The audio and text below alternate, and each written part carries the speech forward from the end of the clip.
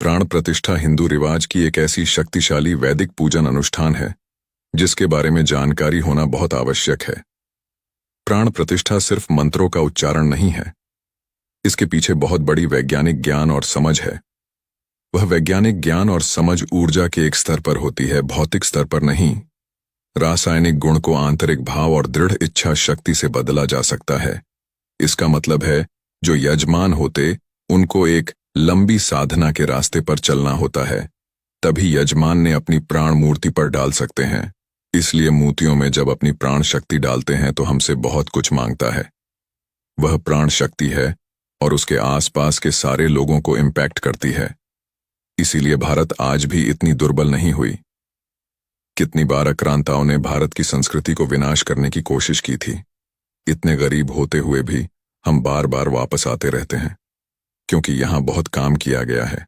अगर ये काम ना किया गया होता, जिस तरह से हमारे मंदिरों में इतने सारे आर्षि मुनियों ने प्राण प्रतिष्ठा करके उन मंदिरों को संजीव बनाया, उजागर किया, उनकी प्राण शक्ति की अगर उजागर ना करते तो हमारे भारत में हमारी हालत बिल्कुल वैसी होती जैसे अफ्रीका, पर्शिया, साउथ अफ्रीका आदि देशों की हुए हैं। उन देशों की सभ्यता पूर्णतया खत्म हो गई, क्योंकि उन्होंने यह काम किया ही नहीं। गंगा ही क्यों इतना पवित्र माने जाते हैं और कोई नदी इतनी पवित्र क्यों नहीं माने जाते हैं? इसका उत्तर यह है, उसके तट पर कितनी आर्षि मुनियों ने अनंत काल से तपस्या की, कितनी साधना की, आज भी करते हैं। जब तपस्वी आर्षि मुनियों ने गंगा की पानी को हाथ लगाते हैं, उनकी खुद की एनर्जी पानी के साथ शेयर करते हैं। जब हम तक गंगा की पानी पहुंचता, वह खुद एक डिवाइन एनर्जी बन चुका होता। इसीलिए गंगा को इतना पवित्र माने जाते हैं। इसीलिए नहीं कि वह एक खास नदी है, खास इसलिए हो गए हैं कि उसके तट पर कितनी सारे आर्षि मुनियों ने कितनी साधना, कितनी तपस्या की। बचपन में वर्ष के करीब 20 दिन विशेष रूप से बड़े मजेदार गुजरते थे। घर के सामने एक बड़ा उद्यान है, उसमें 11 दिन गणपति स्थापना होती थी और 9 दिन की नवदुर्गा माता की स्थापना। इतने दिन शाम को 6 बजे से लेकर रात को 1 बजे तक उधर ही रहता था। हम उम्र दोस्तों के साथ समय बिताना और मजा मस्ती करने में मुझे रुचि थी। गरबा देखना अच्छा लगता था। भगवान की भक्ति नहीं थी, वैसे भी उस आयु में ये सब समझ नहीं आता था। हमारी कॉलोनी में एक परिवार देवी माँ का बहुत भक्त था। एक बार मैंने उन आंटी को ये कहते सुना कि जब पहले दिन देवी की मूर्ति की स्थापना होती है तब उनका मुखमंडल अलग होता है।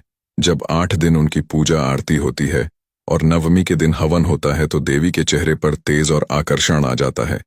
मुझे ये सब बकवास लगा, फिर भी बात मन में बैठ गई थी तो रोज मैं मूर्ति को देखने लगा।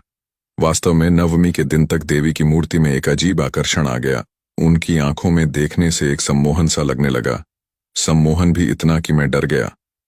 कोई भी कह सकता है कि अगर मैं उन आंटी की बात नहीं सुनता तो शायद कभी ये बात नोटिस नहीं करता, पर यह बात खुद को अनुभव हुई तो मैं तो मानता हूं कि किसी देव प्रतिमा को अगर विधि विधान से मंत्रोच्चार के साथ स्थापित किया जाए तो उसके सामने बहुत शांति मिलती है, शक्ति मिलती है।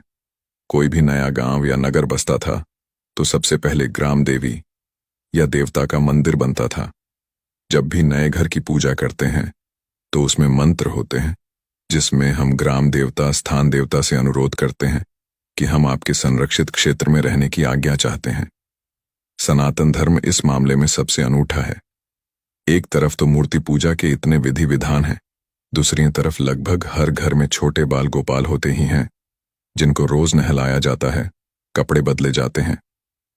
मेरी दादी तो बाल गोपाल को लोटे के जल से नहलाकर साड़ी के पल्लू से ही पोंछ देती थीं। यही है सनातन संस्कृति, जिसमें भक्त अपनी भक्ति द्वारा निर्जीव को भी सजीव में परिवर्तित हो जाती है।